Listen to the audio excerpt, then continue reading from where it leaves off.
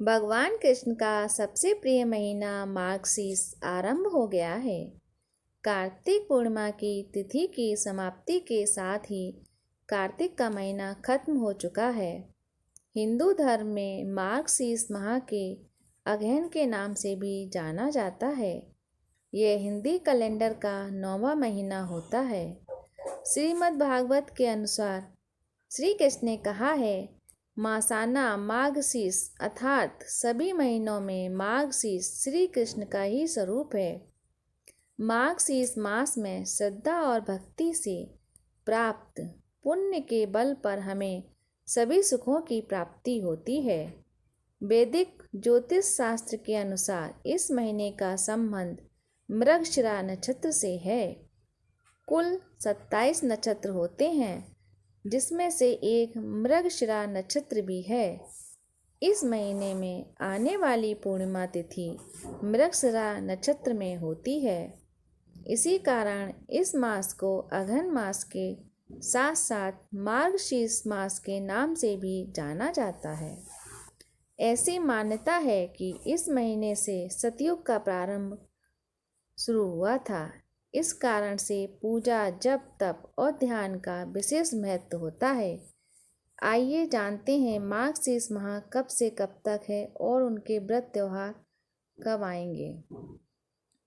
मार्गशीर्ष महीना श्री कृष्ण भगवान का प्रिय महीना होता है।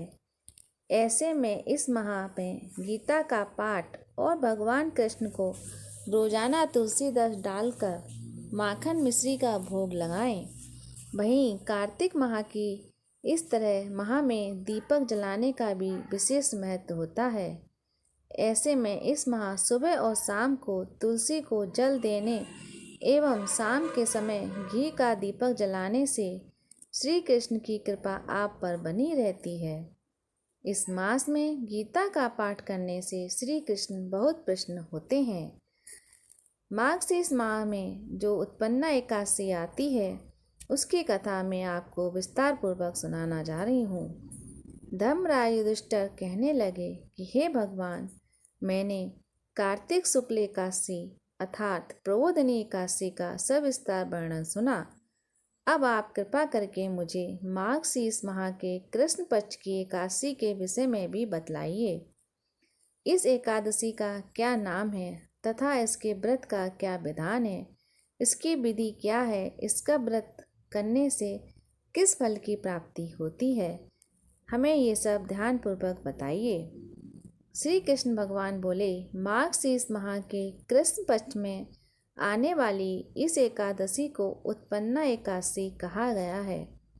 यह व्रत शंखोद्वार तीर्थ में स्नान करके भगवान के दर्शन करने से जो फल प्राप्त होता है, उसके बराबर पुण्य फल मिलता है। व्रत करने वाले भक्त को चोर, पाखंडी, पर स्त्रीगामी, निंदक, मिथ्याभाषी तथा किसी भी प्रकार के पापी से बात नहीं करनी चाहिए। इसका महात्म्य मैं तुमसे कहता हूँ, तुम इसको ध्यानपूर्वक सुनो। उत्पन्ना एकादशी व्रत कथा इस प्रकार है। युधिष्ठिर कहने लगे, हे भगवान, मैंने हजारों वर्ष तक युद्ध किया है। युधिष्ठिर कहने लगे कि हे भगवान, आपने हजारों यज्ञ और लाख गोदान को भी एकादशी व्रत के बराबर नहीं बताया, सो यह तिथि सब तिथियों से उत्तम कैसे हुई, बताइए। भगवान कहने लगे, हे युधिष्ठिर, सतयुग में मुर नाम का दैत्य उत्पन्न हुआ। वह बड़ा बलवान और भयानक था। उस प्रचंड दैत्य ने इंद्र, आदित्य, वसु, वायु, अग्नि आदि सभी देवताओं को पराजित करके भगा दिया। तब इंद्र सहित सभी देवताओं ने भयभीत होकर भगवान शिव से सारा वृत्तांत कहा और बोले, हे कैलाशपति, मुर दैत्य से भयभीत होकर सब देवता मृत्यु लोक में फिर रहे हैं। तब भगवान शिव ने कहा, हे देवताओं, तीनों लोकों के स्वामी, भक्तों के दुखों का नाश करने वाले भगवान विष्णु की शरण में जाओ, वे ही तुम्हारे दुखों को दूर कर सकते हैं। शिव जी के ऐसे वचन सुनकर सभी देवता क्षीर सागर में विष्णु भगवान के पास पहुंच गए। वहां भगवान को शयन करते देख हाथ जोड़कर उनकी स्तुति करने लगे। सभी देवताओं द्वारा स्तुति करने पर प्रभु आपको बारंबार नमस्कार है। देवताओं की रक्षा करने वाले मधुसूदन आपको नमस्कार है। आप हमारी रक्षा करें। दैत्यों से भयभीत होकर हम सब आपकी शरण में आए हैं। आप इस संसार के कर्ता, माता पिता, उत्पत्ति और पालन करता और संहार करने वाले हैं। सबको शांति प्रदान करने वाले हैं।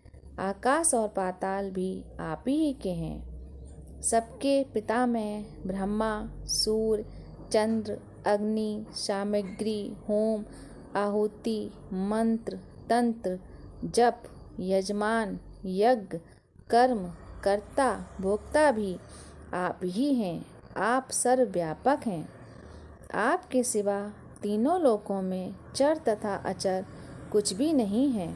हे भगवान, दैत्यों ने हमको जीत कर स्वर्ग से भ्रष्ट कर दिया है और हम सब देवताएं इधर उधर भागे भागे फिर रहे हैं। आप उन दैत्यों से हमारी रक्षा करें। इंद्र के ऐसे वचन सुनकर भगवान विष्णु कहने लगे, हे इंद्र, ऐसा मायावी दैत्य कौन है जिसने सब देवताओं को जीत लिया है? उसका नाम क्या है? उसमें कितना बल है और उसके आश्रम में है तथा उसका स्थान कहाँ है? यह सब मुझसे कहो। भगवान के ऐसे वचन सुनकर इंद्र बोले, भगवान, प्राचीन समय में एक नाड़ीझद नामक राक्षस था। उसके महापराक्रमी और लोक विख्यात मुर नाम का एक पुत्र हुआ। उसकी चंद्रावती नाम की नगरी है। उसी ने सब देवताओं को स्वर्ग से निकालकर वहां अपना अधिकार जमा लिया है। उसने इंद्र, अग्नि, वरुण, यम, वायु, ईश, चंद्रमा आदि सबके स्थान पर अपना अधिकार कर लिया है। वो हमें सूर्य बनकर स्वयं ही प्रकाश करता है, स्वयं ही मेघ बन बैठा है और सबसे अजय है। हे असुर निकंदन, उस दुष्ट को मारकर देवताओं को अजय बनाइए। यह वचन सुनकर भगवान ने कहा, हे देवताओं, मैं शीघ्र ही उसका संहार करूँगा। तुम चंद्रावती नगरी जाओ। इस प्रकार कहकर भगवान सहित सभी देवताओं ने चंद्रावती नगरी की ओर प्रस्थान किया। उस समय जब दैत्यमुर सेना सहित युद्ध भूमि में गरज रहा था, उसकी भयानक गर्जना सुनकर सभी देवता भय के मारे चारों दिशाओं में भागने लगे। जब स्वयं भगवान रणभूमि में आए तो दैत्य उन पर भी अस्त्र शस्त्र आयुध लेकर दौड़े। भगवान ने उन्हें सर्प के समान अपने बाणों से बांध डाला। बहुत से दैत्य मारे गए, केवल मुर बचा रहा। वह अविचल भाव से भगवान के साथ युद्ध करता रहा। भगवान जो भी क्षीण बाण चलाते वह उसके लिए पुष्प सिद्ध होता। उसका शरीर खिन खिन हो गया, किंतु वह लगातार युद्ध करता रहा। दोनों के बीच मल युद्ध भी हुआ। 10,000 वर्ष तक उनका युद्ध चलता रहा, किंतु मुर नहीं हारा। थककर भगवान बद्रिका आश्रम चले गए। वहाँ हेमवती नामक सुंदर गुफा थी। उसमें विश्राम करने के लिए भगवान उसके अंदर प्रवेश कर गए। यह गुफा 12 योजन लंबी थी और उसका एक ही द्वार था। विष्णु भगवान वहाँ योग निद्रा की गोद में सो गए। मुर भी पीछे पीछे आ गया और भगवान को सोया देखकर मारने को उद्यत हुआ। तभी भगवान के शरीर से उज्जवल कांतिमय रूप वाली देवी प्रकट हुई। देवी ने राक्षस मूर्ख को ललकारा, युद्ध किया और उसे तत्काल मौत के घाट उतार दिया।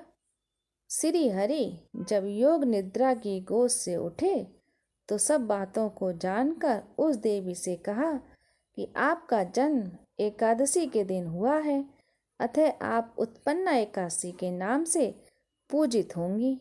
आपके भक्त वही होंगे जो मेरे भक्त हैं। जय श्री हरि। सभी लोग, आप लोगों को मेरी कहानी कैसी लगी? अच्छी लगी हो तो कमेंट में जय श्री कृष्ण अवश्य लिखें। धन्यवाद।